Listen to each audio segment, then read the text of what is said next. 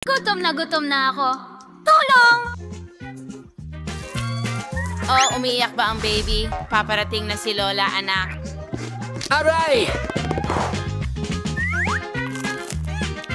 Ano? Ano yung ingay na yun? Aalamin ni Kuya ngayon. Tara na.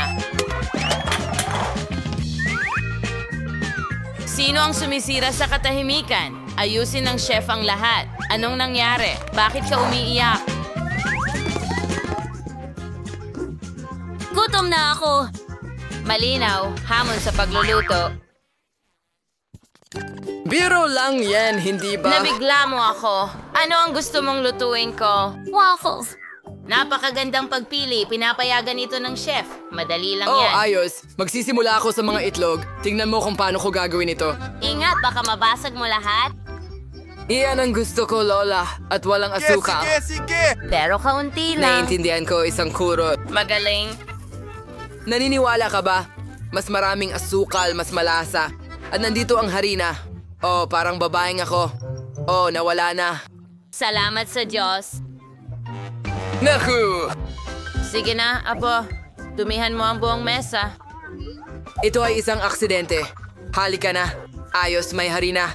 Ngayon kailangan ko ng gatas. Hindi ito magiging mahirap. Ina-activate ang super speed. Mas mabilis ako kaysa sa anumang mixer. Surprise! Ang Skittles ay siguradong magpapasaya sa bata. Ganda. Handa na ang mga mangkok, ganun din ang masa. Kailangan lang natin silang pag-isahin. Magtiis ka. Kaunti na lang bata at ang waffles ay magiging kahanga-hanga. Wow! Ang galing na may heart-shaped akong waffle iron.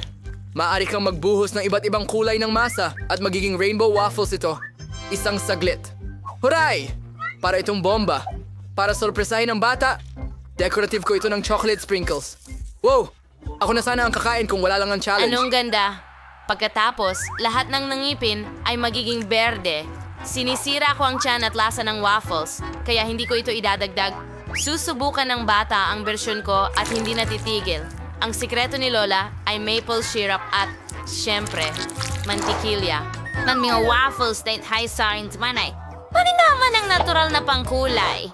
Ang zucchini ay gagawing masarap at maganda ang aking mga waffles sa minsan 2 sa 1 at may tagumpay na sa bulsa ang chef. Kailangan na lang magdagdag ng ilang hindi mapapalitang sangkap at pwede nang ibuhos ang masa sa waffle iron. Tara na! Voila! Ang chef ay naglalapit sa inyong pansin ng magagandang waffles. Narayutias na per sa decoration at ilang down per sa epekto. Nakakadiri ang mga ito. Tingnan mo yan. Sige na, Tingnan mo yan, baby. Lola. Ang interesante. Wow! Talagang nagsikap kayo lahat. Uunahin ko ang waffles mula kay Grandma. Oh, isang pirasong mantikilya. Sige, masarap ito. Pero masyadong simple. Wow! Ang kakaibang dekorasyon. Anong ginagawa ng mga dahon dito? Aba, hindi pwede. Ang mga waffles mismo ay mukhang maganda. Subukan natin ito ngayon. Oh, anong gulo! Parang lasa ng panghugas na pamunas. Hindi ko yang gagawin. Wow! Anong cool na waffle. Hugis puso rin sila, ang cute. Salamat, kuya. Masarap at napakasarap. Busog na ako. At ikaw ang nanalo. Salamat! Hooray! Ano ang iginuhit mo ngayong pagkakataon na ito?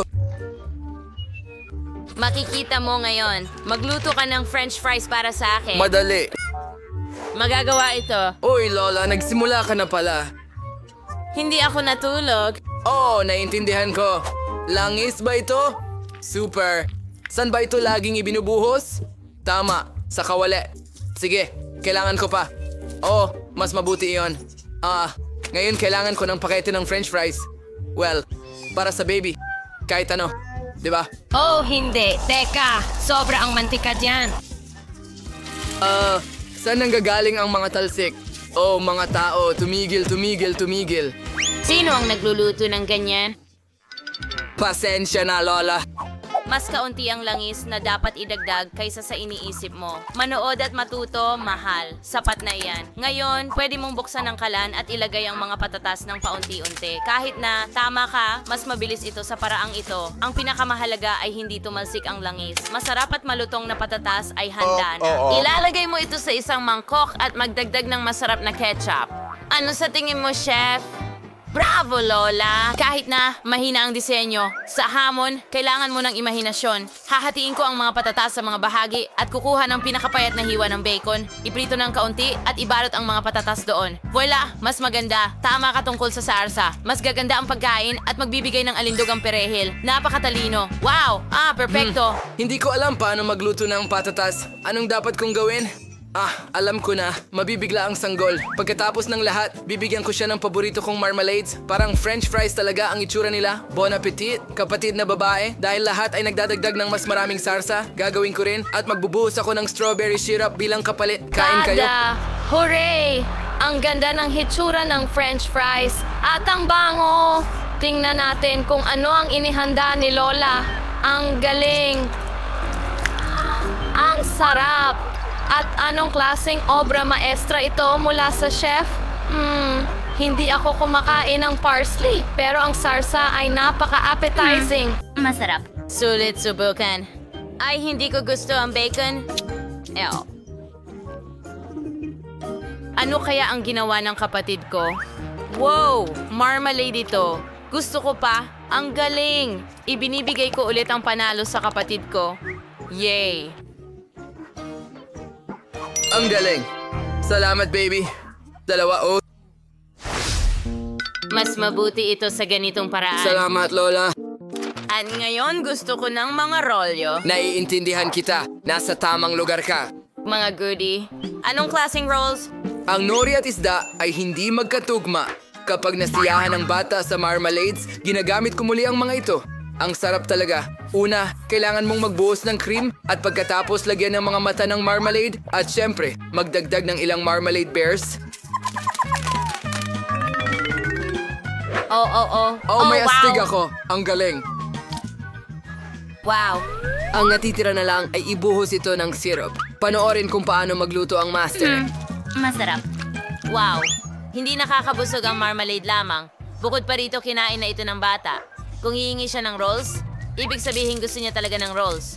Sa simula, maglalagay muna ako ng kanin. Kanin, iyon ang kailangan para sa rolls. Marunong si Lola magluto niyan.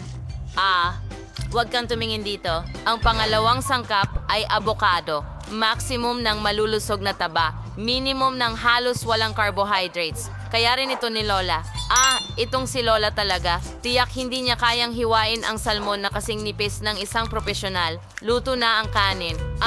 Oo. Lubos kong nakalimutan ng nori. Ang keso at abukado ang magiging palaman at makatutulong iyon na mabigyan ng tamang hugis ang mga rolyo. Napakaganda. Ang natitira na lang ay ilagay ang isda sa ibabaw. Ihahain na ang putahe mula sa chef. Wow.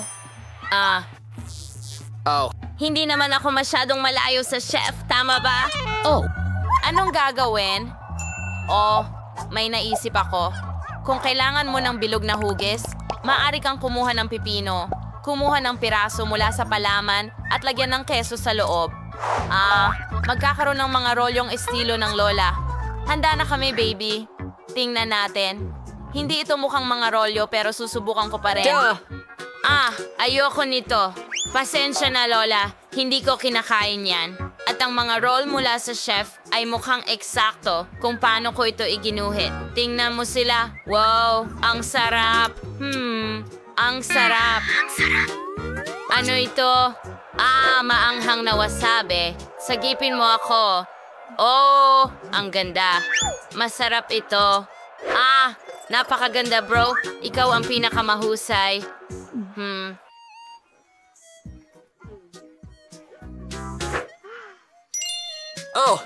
Yay. Sa wakas, gusto ko ng kape.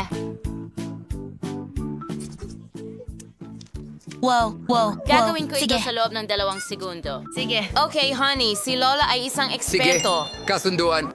Matagal ko nang hawak ang bag na ito. Panahon na para gamitin ito at magtimpla ng mabangong instant coffee. Kailangan mo lang buhusan ng kumukulong tubig at magdagdag ng gatas. Tingnan natin. Perpekto. Maganda.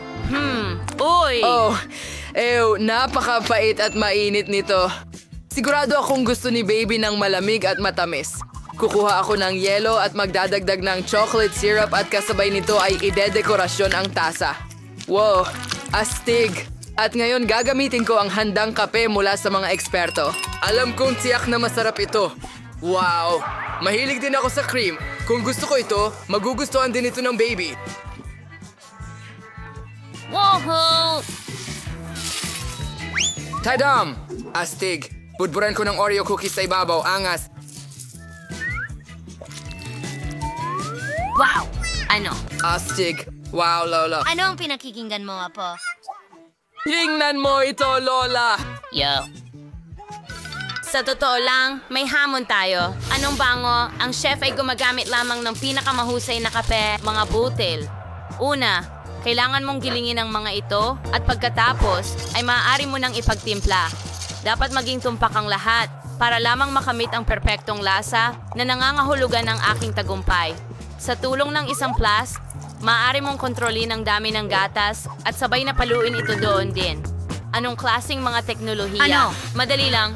Lola, maaari mo rin gamitin ang mga gadget para makamit ang resultang ito. Isa pang lihim, ang cotton candy ay gagawing kamangha-mangha ang anumang kape. Ano sa tingin mo? Wow! Baby, subukan mo. Ah, cool. Simulan natin sa baso ni Lola. Ah, nakakasuka. Hindi ko ito mainom. Paano nangyari iyon? Wow, cotton candy. Ang astig. Napaka-cool nito. Kamusta ang bigote ko? At nakalimutan ko na ang tungkol sa kape. Dapat mo rin itong subukan. Pero hindi syempre wala ang cotton candy. Gusto ko talaga ito. Astig. At ano ang niluto ng kapatid ko? Wow! Oreo ba yan? At may cream pa? Ang sarap naman yan. Masarap. Ang malamig na kape ay astig. Alam ko na. Huray! Masaya akong nagustuhan Sino mo ang ito. dapat kong ibigay ang tagumpay? Well, panalo ang chef. Ito ang pinakamasarap na kape na natikman ko. Mahilig ka rin ba sa makukulay na biro at goodies? Mag-subscribe at mag-like. Lagi kaming natutuwa sa bagong kaibigan. Hanggang sa muli.